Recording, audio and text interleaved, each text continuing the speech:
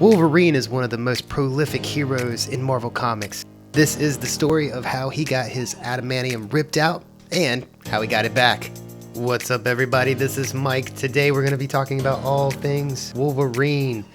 I'll be making videos like this weekly, so be sure to subscribe to get your Marvel fix. This story begins in X-Men 25. It's the Fatal Attractions crossover. Basically, Magneto's trying to wipe out humanity from his space station known as the Avalon, and the X-Men show up to stop him. Things don't go 100% according to plan, as Magneto grabs Wolverine and rips out all the adamantium out of his body.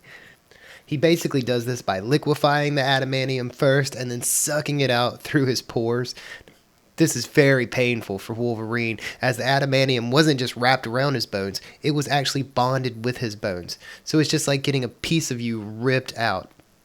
A lot of comic readers think the X-Men really should have saw this coming.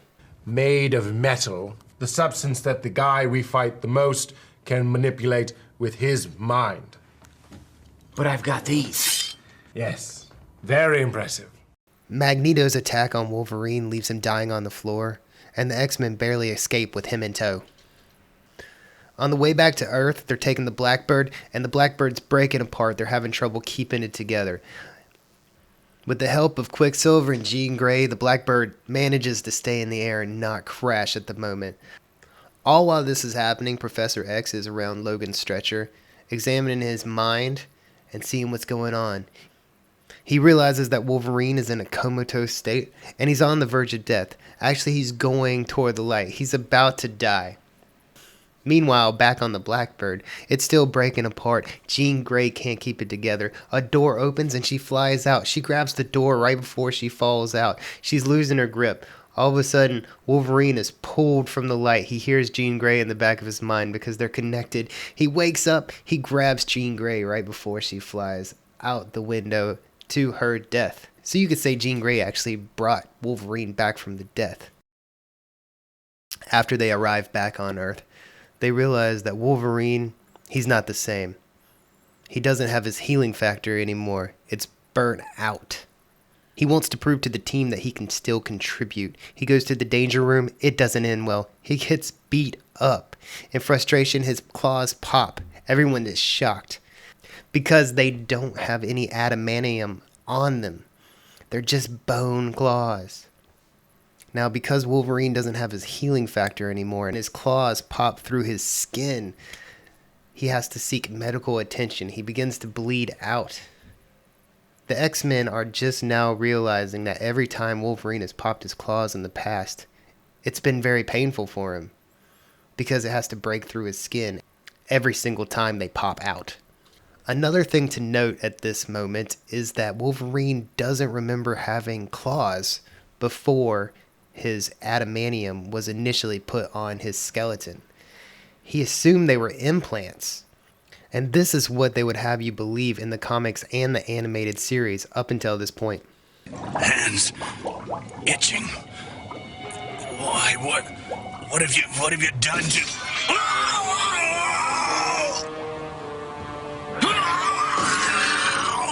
Extraordinary. I never imagined.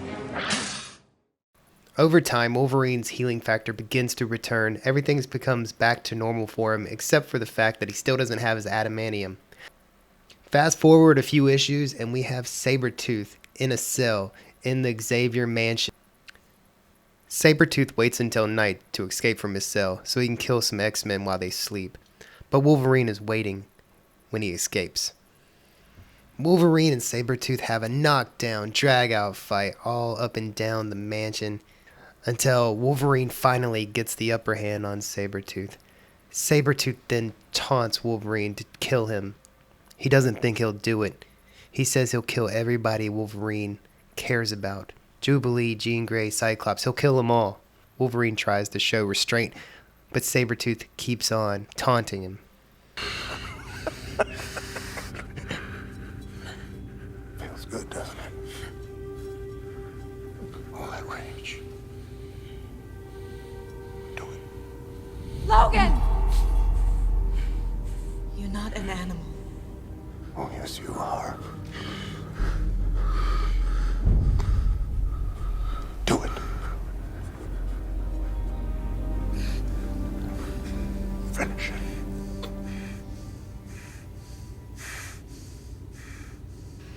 Not being able to restrain himself anymore, Wolverine puts a claw through Sabretooth's skull, essentially killing him. But Sabretooth has a healing factor, so he does come back in the next issue. So even though Sabretooth is back from the dead, the X-Men are still appalled that Wolverine could not control his animalistic rage. They run some tests and realize that because Wolverine does not have his adamantium anymore, his healing factor is going crazy. It's slowly taking away his humanity and turning him feral.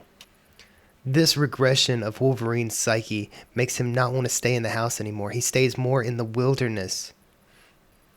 It also increases his other abilities. His sense of smell and hearing is intensified tenfold. It's one of your things, isn't it? I can smell really far. That does not help us. Also, his healing factor is increased where he heals almost immediately upon getting injured. This takes us to Wolverine issue 100. Wolverine is captured by Apocalypse's Dark Riders. They bring him to Genesis. Now, Genesis is going to try to put adamantium back into Wolverine's body and make him a Horseman for Apocalypse. Side note, the Dark Riders got the adamantium they're trying to put into Wolverine from Cyber. Cyber is a villain that Wolverine's had to put up with in the past. Cyber's got adamantium wrapped all around him. And how they got the adamantium off of Cyber is lock him in a room and threw a whole bunch of like mutated insects at him that eat flesh and muscle and everything they can get their hands on except for the adamantium because it was too hard for him. So basically Cyber had to get eaten so the Dark Riders could get this adamantium. Anyways, back to the story at hand. Genesis has Wolverine in a test tube. He's going to put the adamantium back into him so he can make him a Horseman of Apocalypse. Then we see that Cannonball, a teammate from the X-Men, is watching this go down. Now, Cannonball flies out to try to stop it, and he disrupts the adamantium bonding process. Wolverine becomes conscious and then tries to force the adamantium out of his body as it's getting pumped in. Just like how Magneto took the adamantium out of his body initially, Wolverine squeezes this new adamantium out through his pores, pushing as hard as he can until it erupts into an explosion. This explosion sends adamantium shrapnel through all the Dark Riders, taking most of them down. Wolverine and Cannonball escape, but a toll has been taken on Wolverine's body. He's now more feral. His healing factor has went overboard. He is morphed into a more beastly version of himself. His humanity is withering away. In order to reclaim his humanity, he needs the help of Stick and Elektra to come help him find the path back to his old self. After a short time with his new friends, Wolverine loses his beastly appearance. However, Logan still doesn't have his adamantium back for another 3.5 years until issue 145 of Wolverine. History seems to repeat itself as Wolverine is once again captured by the goons of Apocalypse. Now, Sabretooth is laced with adamantium, and he is forced to fight Wolverine to ensure that he is worthy of working for Apocalypse. So the winner of this battle between Wolverine will essentially tell you who's going to be the next Horseman of Death for Apocalypse. Now, even though Wolverine doesn't want to fight Sabretooth and he doesn't want to become a Horseman of Apocalypse, he believes he has to. He believes he's a better choice than Sabretooth because Sabretooth is a psychopath. He won't stop himself from doing anything if it involves hurting others. Wolverine believes that his healing factor along with his strong mental aptitude will help him fight Apocalypse's brainwashing. Once again, Wolverine defeats Sabretooth in that he is now put back into the adamantium bonding chamber and takes the adamantium from Sabretooth and puts it back into his body, thus becoming Apocalypse's new Horseman of Death. So there you have it, guys. That's how Wolverine lost his adamantium, lived without it, and eventually got it back. What did you think? Let us know in the comments below. And if you like this channel and you want to see more, please like and subscribe so you don't miss a single one.